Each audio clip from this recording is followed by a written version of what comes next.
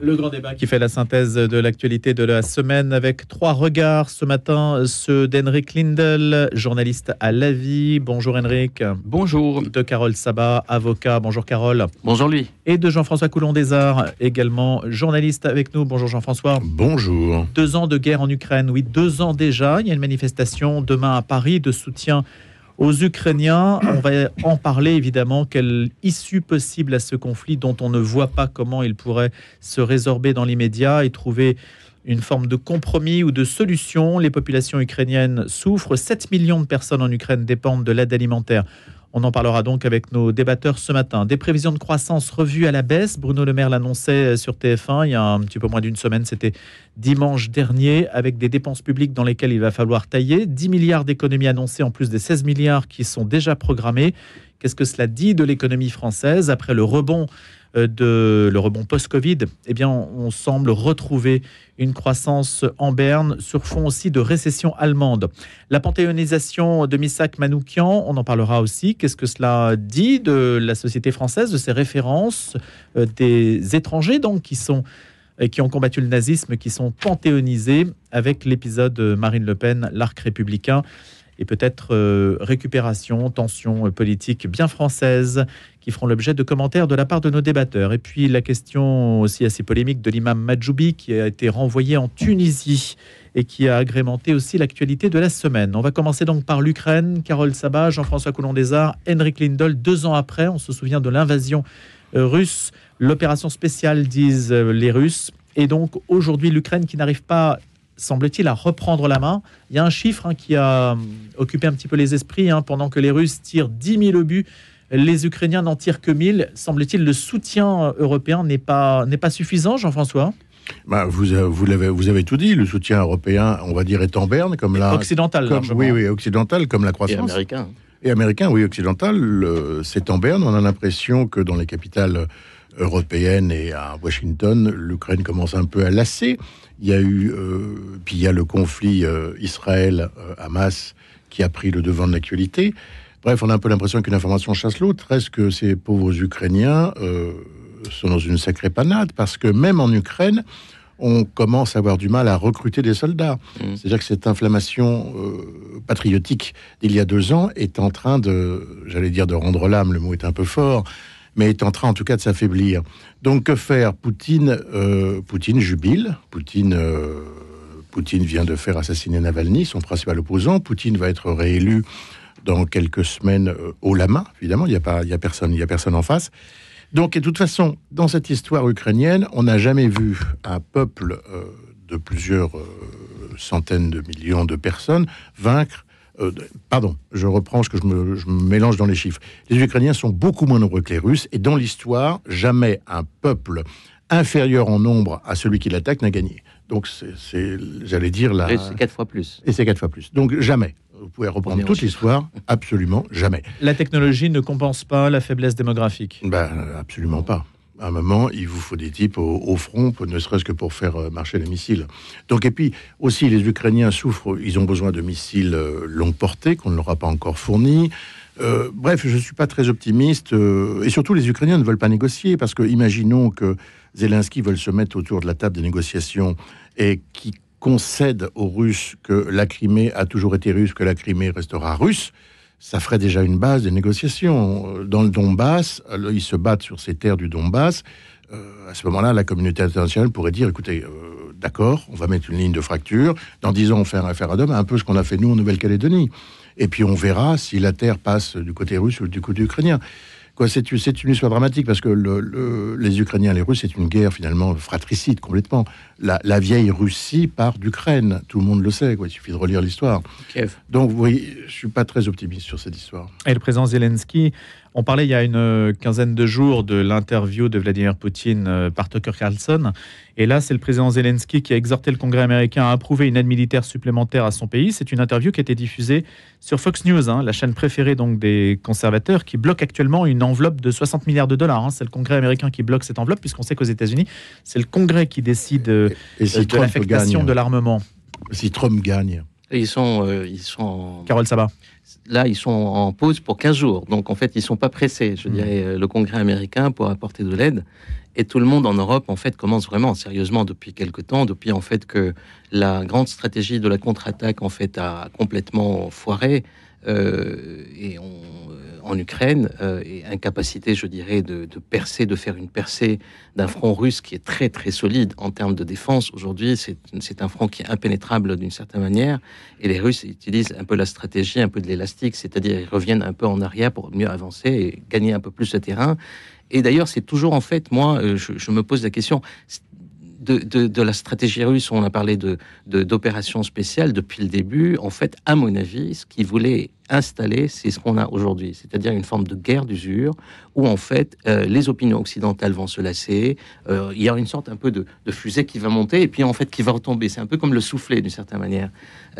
Malheureusement, en fait, dans cette situation, c'est le contraire du slogan de Jacques Martin, c'est-à-dire en fait tout le monde a gagné, tout le monde a perdu aujourd'hui. Et si on fait, c'est très difficile de parler de la Russie et de l'Ukraine en fait ces temps-ci. On est au 2e anniversaire en fait de cette guerre. On commence la 3e année. Tout le monde, à mon avis, a perdu. La Russie a perdu, même si elle a gagné du terrain, mais elle a perdu aussi dans une forme, je dirais, de radicalisation et dans une forme de coupure vis-à-vis de l'Occident. Mais c'était quelque chose qui était voulu, qui était un peu installé par Poutine depuis 2008. Je veux dire, le vrai problème aujourd'hui, en fait, ce que dit Pascal Boniface, il dit le vrai problème, en fait, de nous occidentaux, c'est qu'on analyse sur les plateaux de télévision, on le voit très bien, on a des analystes, en fait, qui viennent parler soit d'une manière otanolâtre, soit otanodule, soit d'une manière en fait potanolâtre, ou soit potanodule, un peu comme l'histoire des icônes. À l'époque, je dirais, de la guerre des icônes, il y avait les iconodules, il y avait les iconolâtres. Et d'ailleurs, aujourd'hui, il dit Pascal. Donc là, c'est Boniface, le rapport à l'OTAN. C'est les deux, en fait, c'est le rapport à l'OTAN. C'est-à-dire, certains disent qu'aujourd'hui, il faut qu'on s'aligne complètement à l'OTAN, ce qui est aujourd'hui, en fait, les Européens commencent à s'inquiéter de nouveau.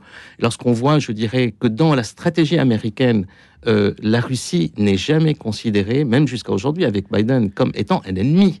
C'est considéré comme étant un adversaire. Par contre, en fait, la Chine, c'est un vrai ennemi, parce qu'aujourd'hui, en fait, la vraie stratégie géopolitique mondiale des Américains, c'est de s'opposer aux Chinois. Pourtant, Joe Biden a des mots assez durs sur Poutine. Hein. Mais peu importe, il vient de indépendamment. De salopard, je indépendamment, crois, hein. Je parle en fait du concept stratégique. C'est même plus chargé que ça, en anglais. Je parle du concept stratégique.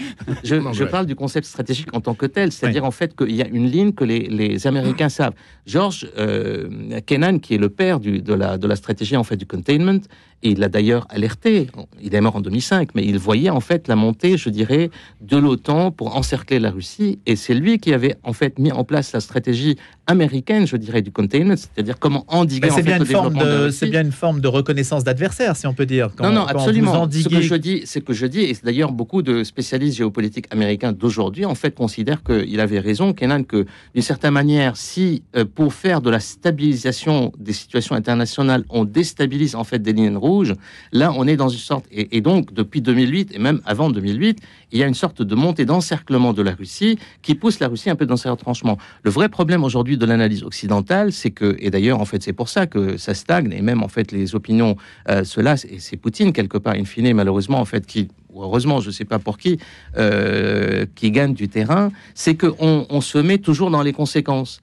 On regarde les conséquences et les perspectives, on fait jamais les analyses des causes. Jean-Louis Bourlange a utilisé une formule extraordinaire en fait en disant que c'est une guerre sans excuse, mais c'est pas une guerre sans cause. Et il applique ça à la fois pour la Russie et l'Ukraine, et il applique ça pour Gaza aussi. C'est-à-dire, si on fait pas l'analyse des causes, on peut jamais avancer dans la situation. Et d'ailleurs, en fait, Zelensky en mars était prêt en fait à négocier. Et aujourd'hui, il est dans une situation beaucoup plus difficile. Il vient de limoger son chef d'état-major, qui est considéré comme étant un héros. L'aide occidentale, elle va tarder à venir. Malheureusement, nous, on est en train de monter dans une forme d'animosité vis-à-vis de la Russie, qui, à mon avis, il faut savoir où s'arrêter là-dessus. Henrik Lindell. Deux choses que nous avons apprises durant ces 2 ans. D'abord, que la Russie demeure et sera pour longtemps la principale menace. Je peux parler, merci beaucoup. La principale menace de sécurité pour l'Europe, et pour l'Europe occidentale aussi, et pas seulement l'Europe frontière avec la Russie. Et d'ailleurs, il y a 2 pays qui ont demandé leur entrée dans l'OTAN, la Finlande et la Suède. La Suède qui rompt avec un principe de neutralité qui était là depuis plus de 150 ans, si je ne me trompe pas, ou même presque 2 siècles en fait. Donc la Russie a réussi cet exploit de convertir les Suédois à la cause de l'Europe occidentale, de l'OTAN. Et d'ailleurs, vrai aussi pour la Finlande. La Finlande qui connaît bien la Russie, qui a fait la guerre contre la Russie, et qui sait, la Finlande, qui sait que contre la Russie, il n'y a qu'une solution. Il faut s'armer, il faut résister, il faut montrer les dents en permanence. Après, on peut faire plein de belles choses avec les Russes, mais cultiver des amitiés, et l'amitié entre les peuples, comme on disait à l'époque, c'est toujours compliqué avec les Russes. Et donc, il faut se réarmer face aux Russes. Il faut toujours être armé. Tant pis, c'est juste une expérience. Mais vous qui êtes suédois, justement. Oui, mais justement, je parle en tant que. Pourquoi ? Parce que les relations. Je ne sais pas pourquoi. Je ne sais pas d'ailleurs pas pourquoi les Français, beaucoup de Français, dont vous êtes peut-être Louis, tiennent à garder des bons liens, bonnes relations avec ce peuple russe qui serait un peuple frère, etc. Il y a une amitié franco-russe. Oui, voilà, c'est ça. Et il y a les guerres napoléoniennes aussi, il ne faut pas oublier. Sans entrer sans justement entrer dans l'histoire qui est longue, hein. Mais justement, ça nous rappelle à plein d'Européens, justement, l'histoire. Et donc, il faut se réarmer. Et donc, on se réarme, on prend conscience de ce besoin en Europe, plus généralement, même en Allemagne. Enfin. Ils se disent qu'il faut se réarmer. Et ça c'est nouveau. C'est la première fois depuis la Seconde Guerre mondiale qu'en Allemagne, ils se disent que, effectivement, il faut avoir une vraie armée nationale. Mais on en est loin encore, Henrik, même l'armée française. Hein. Oui, voilà, mais l'armée française est actuellement, donc ça représente 2% de nos dépenses au niveau, si on le compare au PIB, quoi, donc 2% du PIB. On va en parler des dépenses publiques. Et justement, donc avant, c'était 1,6% en France, exactement. Et alors que c'est 2 fois moins important, effectivement, que pendant la guerre froide. Et nous sommes dans une sorte, non pas d'une nouvelle guerre froide, parce que la guerre est plutôt chaude, mais on peut comparer la situation actuelle à celle qui prévalait pendant 40 ans en Europe. Et je termine juste pour deuxième chose que nous avons apprise durant ces 2 guerres, durant ces 2 ans, c'est que cet investissement massif sur tout ce qui est technologie, haute technologie, armes de précision, surveillance digitale, les drones, etc., ça ne suffit pas. Donc il faut penser guerre conventionnelle, guerre classique en fait. Et ça vous avez parlé de ça tout à l'heure. Et je crois que vraiment, il faut apprendre de cette technique des Russes, justement. Là, on est installé pour la guerre de 100 ans avec Henrik. On est parti pour la guerre de 100 ans. Alors allez-y, Jean-François. Oui, Napoléon disait, en amour comme à la guerre, pour en finir, il faut se voir de près. Ouais. Voilà. Alors, cela dit, pour revenir aux causes dont parlait Carole... Ce que je veux dire à ma femme. Voilà, pour revenir aux causes dont parlait Carole tout à l'heure, je pense que les Européens ont une responsabilité dans cette guerre ukrainienne. Pourquoi ? Parce que quand Poutine arrive au pouvoir, il tend la main, il veut rentrer dans la famille européenne. Et la famille européenne le regarde de haut, méprisante. On rejette Poutine, aiguillonné évidemment par les Américains. Imaginez que l'Europe ait arrimé la Russie à l'Europe. Amarré, pardon. Qu'est-ce qui serait passé ? La prophétie de Gaulle, quoi, de l'Atlantique à l'Oural. Du coup, avec les Russes, parce que c'est quand même histoire commune, même religion commune. Mais Poutine aurait-il pu se maintenir s'il avait intégré justement un espace européen, un espace du droit ? Je ne fais pas de politique fiction, mais en tout cas, on aurait été indépendants, nous, avec le gaz russe et le pétrole, et on redevenait un continent de 750 millions de types, on redevenait les numéros 1. Et les Américains n'ont pas voulu de ça du tout. On n'entend pas aujourd'hui les sages, en fait, qui sont vraiment expérimentés en politique étrangère. Que ce soit Hubert Védrine, que ce soit Dominique de Villepin, ils n'ont pas du tout un discours de réarmement. Bien sûr, Hubert Védrine, il dit, en fait, la géopolitique et la géographie imposent de voir que la Russie, elle est là. On ne peut pas la déplacer ailleurs. La Russie, c'est une immensité. Donc aujourd'hui, en fait, c'est comment traiter avec cette immensité de telle manière que ce ne soit pas le grand ours qui se réveille et qui fait mal à tout le monde. il y a des intérêts. Pourquoi, en fait, on ne veut pas, d'une certaine manière, aller dans la stratégie de Gaulle? Les Américains, c'est les premiers qui ont combattu, en fait, la stratégie de Gaulle, de l'Atlantique à l'oral. Et aujourd'hui, on voit très bien comment, en fait, l'OTAN, qui était en mort cérébrale en 2017... Mais vous voulez faire l'Europe avec la Russie, c'est ça? Je peux terminer, mais bien sûr. Mais la Russie, elle fait partie de l'Europe, comme l'Ukraine fait partie de l'Europe. La Russie, c'est illusoire aujourd'hui, Carole. C'est illusoire. La Russie, est-ce qu'elle doit intégrer l'Union européenne? Pas en même temps. Alors, Carole... Non, mais je fais comme vous, voilà. Donc, je vous coupe la parole, etc. On ne se coupe pas la parole ici, sinon je dois répondre à des mails après. Là, tu fais un procès d'intention, je ne voulais pas te couper la parole, mais si tu le fais consciemment, donc c'est vraiment... Allez, Carole, vous achevez. Ce que je dis, c'est qu'il y a un équilibre. Dans la Russie, depuis Alexandre le Premier, en fait, il ne faut pas oublier, la Russie n'a jamais fait la guerre directement en Europe.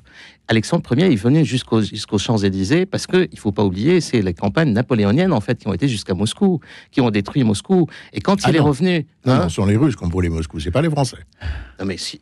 non, les Russes en termes de stratégie militaire, mais en fait, c'était la guerre et entre les Russes et les Français. Et Napoléon n'a jamais perdu une bataille sur le sol russe. Et il disait je bats toujours les Russes et cela ne termine rien. Et donc, il a été vaincu par le général Hiver, tout le monde le sait. Il est revenu en fait en France, aux Champs-Élysées. La lettre, on se souvient très bien de la lettre en fait d'Alexandre Ier, qui était un très grand ami de la France et des Français et de la pensée française et de la culture française. Il a dit je rentre dans Paris en tant qu'ami. J'ai jamais voulu faire la guerre à Paris. Donc, d'une certaine manière, aujourd'hui, on dit la chose et son contraire. On dit qu'il n'arrive pas à arriver jusqu'à Kiev. Et aujourd'hui, on prête en fait des intentions d'arriver jusqu'à Paris. Personne ne veut faire la guerre là-dessus. Et la Russie aussi, elle considère que, d'une certaine manière, il y a un espace vital en fait depuis Bismarck. On voit très bien comment, en fait, en 1963, quand les Américains étaient menacés directement dans leur espace vital, ce qu'ils considéraient comme étant Cuba, en fait, la sécurité nationale pour eux, Kennedy a appelé en fait Khrouchtchev et lui a dit on détruira en fait vos missiles en pleine Méditerranée si vous avancez. Malheureusement, ce qui s'est passé aujourd'hui qu'on reproche à Poutine, je le défends pas du tout. C'est une vraie guerre d'invasion. Ce qui s'est passé, il y a des erreurs russes, il y a des erreurs occidentales. Mais ce qui s'est passé en Kosovo, on a dit que l'OTAN en fait c'était uniquement en fait défensif, c'était pas offensif. Au Kosovo, ça ne l'était pas. Dans la guerre de Yougoslavie, ça l'était pas. Dans la guerre d'Irak, ça l'était pas. C'est les Occidentaux qui ont donné l'exemple en fait que la force aujourd'hui peut être un instrument, qui ont donné l'exemple en fait à Poutine. Et personne n'a eu l'idée de boycotter les États-Unis parce que les États-Unis étaient derrière ce genre de... Ce qui se passe actuellement à Gaza, c'est exactement la même chose. C'est toujours cette idée de deux poids deux mesures en fait qui détruit le système international. Je termine sur l'idée de Védrine. Védrine disait qu'il faut absolument faire intégrer la Russie dans l'organisation de la sécurité et de la coopération. Et c'était le cas depuis les années 70. On l'a poussé petit à petit. On voit très bien qu'après l'arrivée de Poutine, il y a eu la grande ouverture de Medvedev. Aujourd'hui, pousser la Russie dans les retranchements en fait de son autocratie, de son système despotique, dans les mains des Chinois, qu'ils veulent pas. Ce n'est pas un bon calcul. C'est se tuer soi-même. C'est les Européens qui se. Alors si tout le monde pouvait s'entendre, les Américains sont en train de les lâcher aujourd'hui. Les Américains nous lâchent. Aujourd'hui, les Américains nous lâchent. Si Trump demain arrive, c'est terminé en fait pour l'Ukraine et les Ukrainiens le savent très bien. Henrik Lendl. Oui, ce que vous dites, Carole, je crois. J'essaie de faire une analyse objective sans campisme. Allez-y. Ah oui, d'accord, parce que moi je suis avec tropisme, billets. Non, je parle de campisme en fait dans les analyses. Donc, merci pour cette objectivité et neutralité. Mais pourquoi tu le prends à toi? Non, c'est juste pas adressé à toi. Allez, ne perdons pas de temps. Allez-y, Henrik. Ce que vous dites, Carole, mais ce que dit aussi Hubert Védrine. Non, Carole, vous avez tout à fait raison sur toutes vos références. Et tous les parallèles historiques sont intéressants et même pertinents. Et l'Occident n'est pas innocent historiquement dans tous ces conflits qui concernent parfois la Russie. Maintenant, ça concerne à 100% la Russie. Et je veux dire que maintenant, aujourd'hui, nous sommes en 2024. Et qu'est-ce qu'on va faire demain? Qu'est-ce qu'on va faire pour 2025, etc. Toute solution passera par l'Ukraine à un moment donné, et c'est ça que tout le monde suggère, notamment Hubert Védrine et ceux qui réfléchissent en général sur ce conflit. Il y aura des négociations à la fin, parce qu'en général, la paix, ça se négocie. Voilà, la fin de la guerre, ça se négocie. Et donc, il faut faire avec les Ukrainiens. Et les Ukrainiens, vous croyez qu'aujourd'hui, les Ukrainiens vont dire « Ah ben, bien sûr, mettons-nous autour d'une table de négociation, amputons notre pays, donnons un cinquième, un quart, la moitié. Combien, Carole? Est-ce qu'il faut que les Ukrainiens... Tu me poses une question. Le premier qui revient en arrière aujourd'hui, c'est les Américains. Les Américains, vis-à-vis l'OTAN est dans l'Ukraine, mais l'Ukraine ne veut, les Américains ne veulent pas que l'Ukraine soit dans l'OTAN. C'est ça la réalité aujourd'hui. Parce qu'aujourd'hui, les Américains sont en train de revenir en arrière après avoir en fait. Mais la question posée par Henrik, c'est les Ukrainiens mentalement parlant ne sont pas prêts à concéder une partie de leur territoire alors qu'ils ont sacrifié des centaines de milliers d'hommes peut-être. En mars dernier, Zelensky était prêt en fait à commencer à négocier sur cette base, sur la base des accords de Minsk. Oui, mais maintenant non. Mais si, aujourd'hui, il est encore beaucoup plus obligé qu'avant. Oui, mais aujourd'hui, il demande de l'aide militaire. Après, je reviens sur une chose qui a été dite tout à l'heure, non sans raison, sûrement, simplement. C'est par rapport à la supériorité numérique dans une guerre. Une guerre est toujours dissymétrique, en ce sens-là, est toujours un peu plus nombreux qu'un autre, etc. Il y a plus de Russes que d'Ukrainiens dans le monde, en effet. Mais il y a vous prenez cette idée-là, qui est globalement juste, et vous pensez à l'Afghanistan, et vous pensez au Vietnam, et vous pensez à plein d'autres peuples qui n'ont jamais été conquis, finalement, qui ont même gagné des guerres, alors que leurs adversaires étaient largement plus nombreux. Donc comment expliquer cela? Moi, je pense qu'il y a aussi une explication toute simple, c'est qu'un peuple comme un peuple uni, à peu près uni, à peu près solide, qui en plus est dans une démarche patriotique, voire nationaliste, comme le peuple ukrainien en ce moment, il est à peu près invincible, de toute façon. Et on peut même utiliser le parallèle avec le peuple palestinien en ce moment, parce que ça, c'est une autre guerre chaude qui se déroule. J'aimerais vous croire. Je ne vous contredis pas dans l'idée générale, simplement. Qu'est-ce qu'on fait avec ces guerres qui, finalement, n'ont pas été gagnées ni par les États-Unis, ni par l'Union soviétique? Carole, parce que ce sont des guerres... On pourrait vous opposer, Jean-François, juste les Allemands, par exemple, n'ont jamais réussi à conquérir la Bohème, même s'ils l'ont occupée. L'identité tchèque, même minoritaire d'un point de vue démographique par rapport à une Allemagne qui aurait pu déborder d'elle-même comme elle en a l'habitude, n'a jamais été vaincue par l'Allemagne. Par exemple, l'Allemagne, c'est une création récente, ça date de 1870. Acte 2, maintenant, pour revenir à ce que vous dites, Eric, j'aimerais vous croire, mais sauf que le Vietnam, c'était une guerre non pas avec les Vietnamiens, mais c'était deux blocs. C'était l'Union soviétique contre l'Amérique. Okay. Je veux dire, ce sont des guerres post-coloniales, on va dire, qui n'ont rien à voir avec ce qui se passe en ce moment. Donc maintenant, ce qui est amusant de voir, c'est que tout ça excite beaucoup les états-majors, parce que Poutine, c'est quand même le maître des horloges. Il sait faire monter la sauce, si j'ose dire. Regardez, là, notre ministre de la Défense a annoncé que nos rafales dans l'espace international, au-dessus de la mer Rouge, avaient été illuminées, comme on dit, par les radars russes. Donc voilà, c'est des petites choses, on se frite. Mais il faudrait faire très attention. Il faut que les gens ça, c'est une réponse au discours du président Macron. Voilà, il faut que les gens qui se contrôlent tout ça ne fassent pas de bêtises. Il ne faut pas qu'il y ait un missile qui parte. Attention. On vit une période, là, en ce moment, extrêmement dangereuse. Maintenant, tout le monde réarme, on l'a vu. Les Allemands vont consacrer 100 milliards d'euros. De toute façon, les Allemands n'ont pas d'armée. Donc, oui, ils partent de loin. Notre ami... le président, peut-être le futur président des États-Unis, a dit que si on n'arrivait pas à 2% du PIB, chaque pays, vous ferez votre défense vous-même. Enfin bref, la période est assez tendue. Il faut pas... Allez, Jean-François Coulon-Lézard, Carole Sabat, Henrik Lindell, encore d'autres sujets à traiter juste après 8h. On va enchaîner avec Missak Manoukian, qui est arrivé donc au Panthéon. Après les infos de Simon Tatro à 8h.